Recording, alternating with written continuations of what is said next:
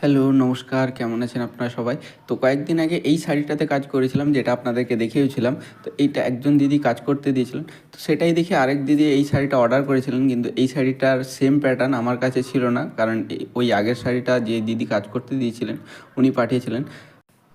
তো ওটাতে হলুদ কালারটা শাড়িতেই ছিল, শাড়িটা হলুদ আর সাদা ছিল, কিন্তু ওই কালারের শাড়ি আর পাচ্ছিলাম না। তো সেজন্যই এখানে আমার এই হলুদ কালারটা আমি কালার স্প্রে করেছি। আর ওখানে দেখুন একটা অ্যারো করে শাড়ির ইয়েলোটা ছিল, তো এখানে আমি নর্মালি স্প্রে করেছি যাতে শাড়িটা দেখতে আরও সুন্দর লাগে।